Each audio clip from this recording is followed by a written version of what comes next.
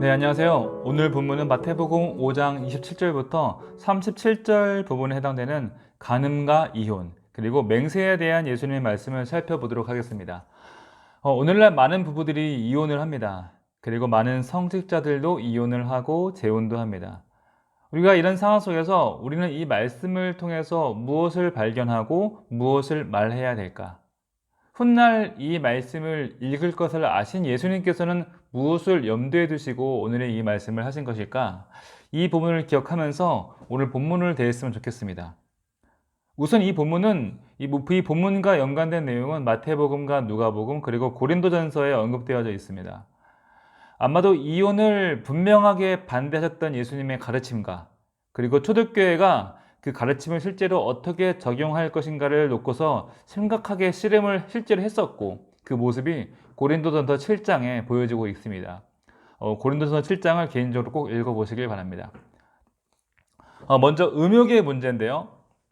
우리는 음욕을 어떻게 대처해야 되는가? 그리고 그 첫 번째 답변으로 예수님께서는 29절 30절 말씀이죠. 음욕의 첫 징조를 가차없이 해결하라고 말씀하세요. 눈을 빼고 손을 자르라는 이 약간 과격해 보이는 이 말은 어쩌면 고의적인 가장법적 표현인 것 같기도 합니다. 정말 자르라고 문자 그대로 받아들이면 참 곤란할 수도 있겠다라는 그런 생각이 드는 본문이죠. 그럼 이 본문은 예수님의 과장된 표현이니까 우리가 가볍게 여겨야 될까? 또 그렇지가 않다는 거예요.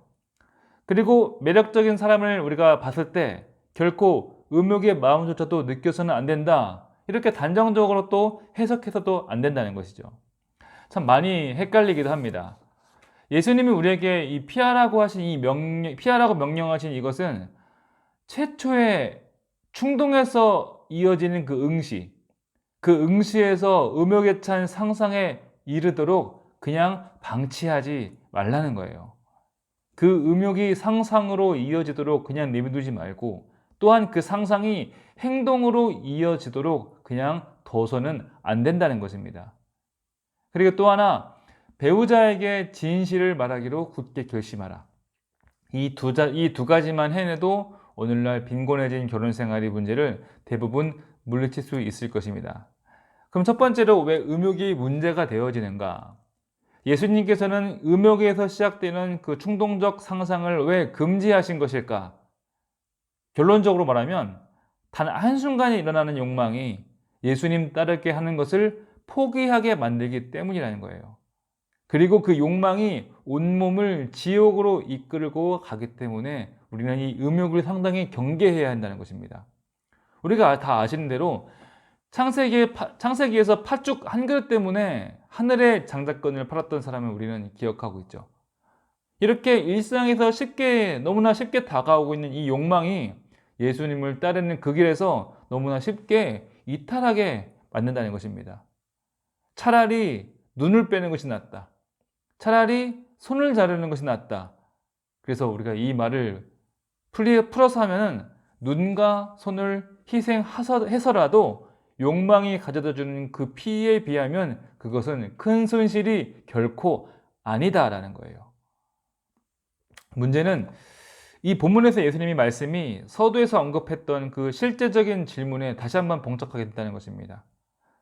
예수님께서는 이 말씀을 하시면서 문자 그대로 지키길 원하셨을까? 아니면 다른 뜻으로 약간 우회한 가장법으로 말씀하신 것일까라는 거예요. 이 부분은 두 가지 관점에서 봐야 됩니다. 먼저 이 본문을 두고 후대 교회가 끝없이 논쟁하는 것을 예수님께서는 분명하게 원치 않으셨다는 것입니다. 예수님 입장에서는 우리가 어떻게 하면 세상에 빛이 되어지고 어떻게 하면 세상에 이 땅에 소금이 될 수 있을까? 이것을 생각하는 것이 훨씬 더 중요하다는 것입니다. 그리고 두 번째로 이런 질문을 한다는 것 자체가 잘못된 것이고 사악한 의도가 있다는 거예요. 만약 이 율법을 정말로 잘 지키는 사람이 이런 질문을 했다면 그것은 자신의 의로움을 드러내는 것이고 다른 사람을 정죄하기 위해서 이 질문을 했을 거예요.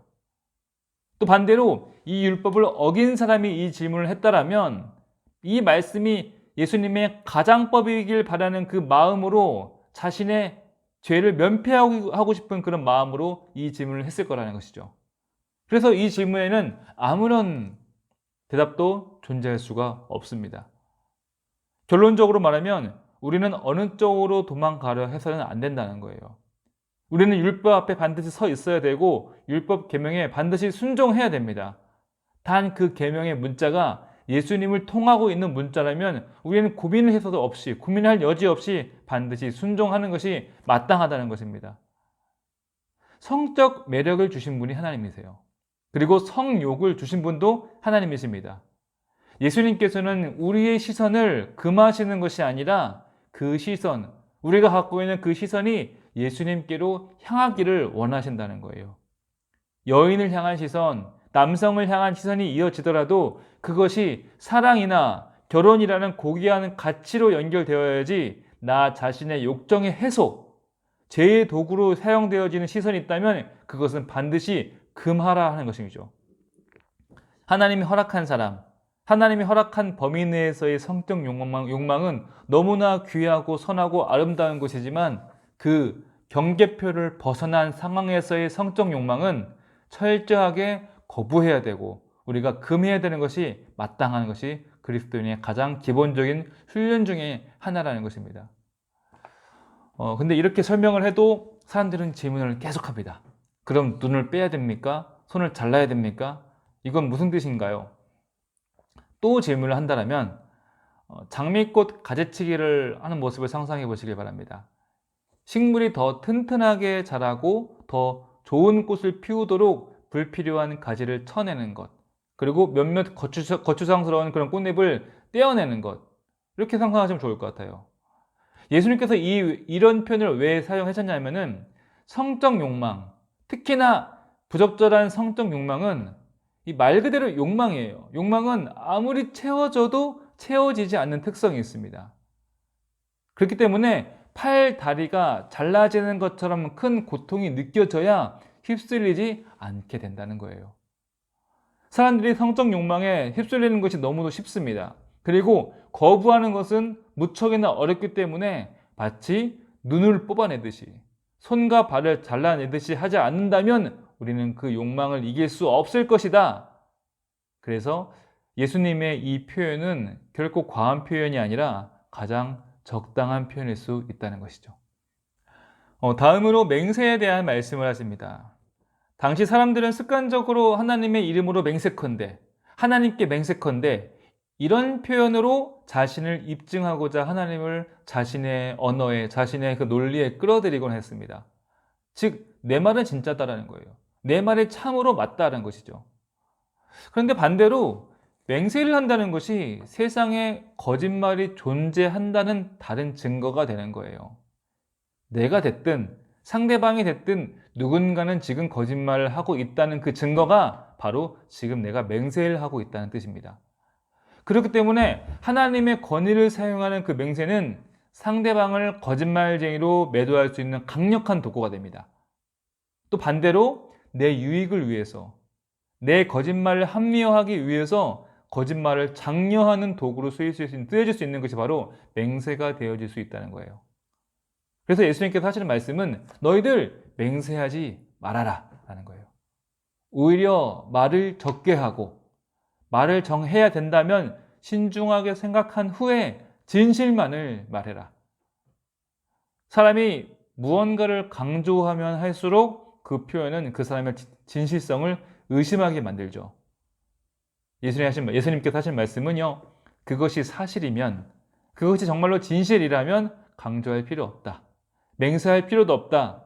오직 예, 아니요, 이것이면 충분하다는 것입니다.